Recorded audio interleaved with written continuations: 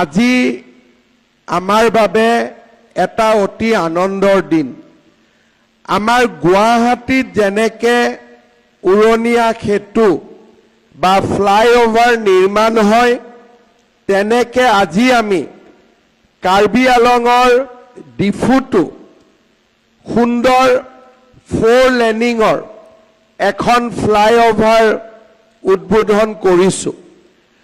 আৰু এই ফ্লাইঅভাৰখন আমি কাউন্সিলৰ প্ৰথম গৰাকী মুখ্য কাৰ্যবাহী সদস্য প্ৰয়াত খৰসিং তেৰঙৰ নামত উৎসৰ্গিত কৰিছোঁ। এই ফ্লাইঅভাৰখন 1.2 কিলোমিটাৰৰ।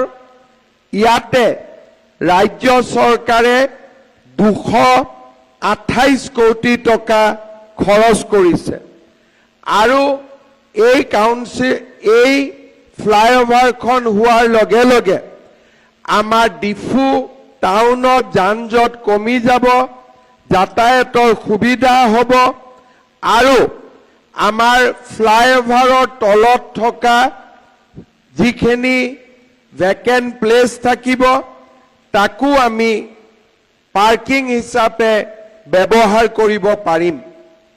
আজি আমি কাৰ্বি আলঙত এখন নতুন কেন্সাৰ হস্পিটাল উদ্বোধন কৰিলোঁ।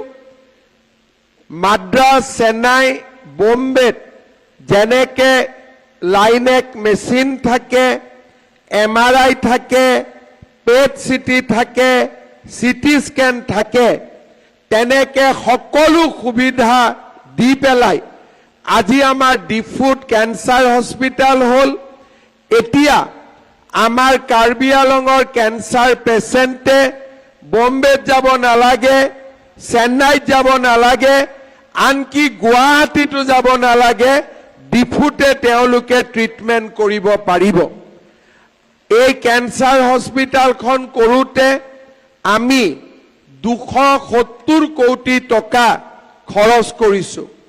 তাৰ মানে এখন flyover 228 crore, cancer hospital 270 crore। আৰু লগতে আজি আমি ইয়াতে আমাৰ অসমৰ ছেকেণ্ড সৈনিক স্কুল, আজি আমি ইয়াতে 365 কোটি টকা ব্যয় কৰি আমি আধাৰশিলা কৰিছোঁ। 3 বছৰৰ ভিতৰত কাৰ্বি আলঙত সৈনিক স্কুলৰো নিৰ্মাণ হৈ যাব। কাৰ্বি আলঙত মেডিকেল কলেজ হ'ল, আসাম ইউনিভাৰ্চিটিৰ কেম্পাছ হ'ল, কেন্সাৰ হস্পিটাল হ'ল আৰু এতিয়া আমাৰ সৈনিক স্কুলো আমাৰ ইয়াতে নিৰ্মাণ হ'ব।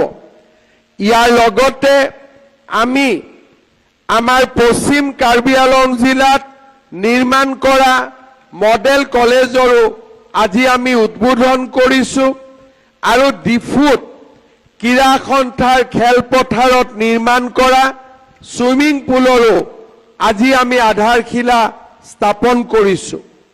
ইয়াৰ লগে লগে কাৰ্বি আন্দোলনত শ্বহীদ হোৱা শ্বহীদ পৰিয়ালসকলক আমি 5 লাখ টকাৰ শ্ৰদ্ধা নিবেদন কৰিছোঁ। আৰু লগতে কাৰ্বি কুৰুচা যিসকলে ফাৰ্ষ্ট ফেজত 10,000 টকা পোৱা নাছিল, তেওঁলোককো আজি আমি ইয়াতে 10,000 টকা আগবঢ়াইছোঁ। আপোনালোকে কওক, আগতে কংগ্ৰেছৰ গভৰ্ণমেণ্ট থাকোঁতে আমাৰ কাৰ্বি আলঙত ইমান কাম হৈছিলে নেকি কেতিয়াবা? কাৰ্বি আলঙত আগতে কেন্সাৰ হস্পিটাল হৈছিলে নেকি?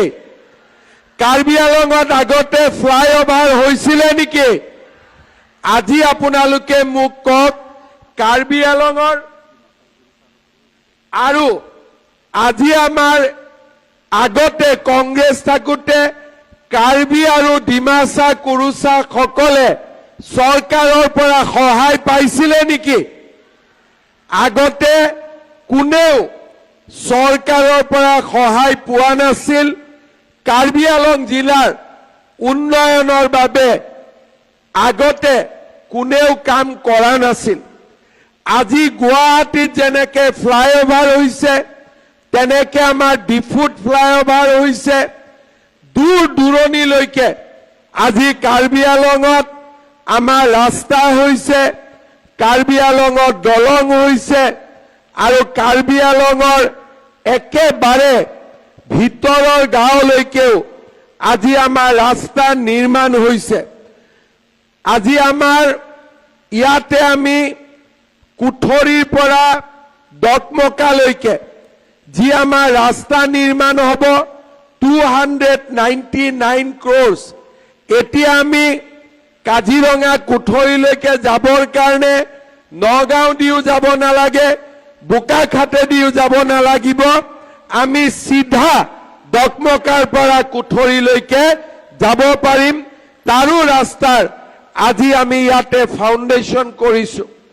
আমাৰ তাপাত মুক্ৰং সংযোগী পথ বিভিন্ন ৰাস্তা আজি আমি ইয়াতে ফাউণ্ডেশ্যন কৰিছো, যাতে আমাৰ কাৰ্বি আলঙৰ পাহাৰত থকা দূৰ দূৰণিত থকা ৰাইজে আমাৰ যাতায়াতৰ সুযোগ পাব পাৰে।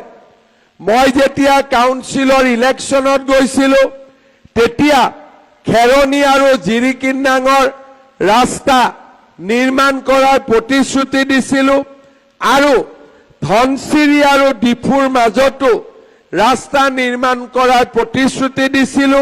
আজি আমি দুইটা ৰাস্তাই ইয়াত আমি অপেনিং কৰিছো, আমি ইনগ্ৰেশ্যন কৰিছো। মই যেতিয়া ধনচিৰিত কেম্পেইনত গৈছিলো ধনচিৰিৰ মানুহে মোক কৈছিলে যে ডিফুৰ পৰা ধনচিৰি ৰাস্তা বনাই দিব লাগে। আমাৰ খেৰণী আৰু জিৰিকিন্নাঙত মোক কৈছিলে ৰাস্তা বনাই দিব লাগে। আজি আমি সকলো কাম কৰি আপোনালোকক আজি আমি উপহাৰ দিছো। মই বিশ্বাস কৰো কাৰ্বি আলঙত যিমানবিলাক কাম হৈছে আগত কেতিয়াও ইমান কাম হোৱা নাছিল। আজি আমাৰ তুলিৰাম ৰঙাঙৰ নেতৃত্বত কাৰ্বি আলং কাউন্সিল আৰু ৰাজ্য চৰকাৰৰ সহযোগত আজি আমাৰ ইমানবিলাক কাম হৈছে আৰু আগলৈও আমাৰ কাম হৈ থাকিব। আজি দিনটোতে আমি 1000 কোটি টকাৰ কাম আমি কাৰ্বি আলঙত হয় ইনগ্ৰেশ্যন কৰিছো, নহলে আমি ফাউণ্ডেশ্যন কৰিছো। আমি আশা কৰো যে কাৰ্বি আলঙৰ ৰাইজে নিশ্চয় এই কামবিলাক আপোনালোকে স্বীকৃতি দিব আৰু ইলেকশ্যন আহি আছে, সকলোৱে বিজেপি দলত ভোট দিব। দিবনে নিদিয়ে বিজেপিক ভোট? সকলোৱে বিজেপিক ভোট দিবনে নিদিব? সকলোৱে পাক্কা দিব। বহুত বহুত ধন্যবাদ। মই দীঘলীয়াকৈ নকওঁ, এতিয়া ইয়াৰ পৰা মই যোৰহাট যাব লাগিব, সেইকাৰণে বেছি কথা আজি নকৈ আপোনালোকক ধন্যবাদ আৰু অভিনন্দন জনাই মোৰ বক্তব্যৰ সামৰণি মাৰিছো। ইলেকশ্যনৰ সময়ত আকৌ আপোনালোকৰ মাজত আহিম, আপোনালোকৰ লগত কথা পাতিম।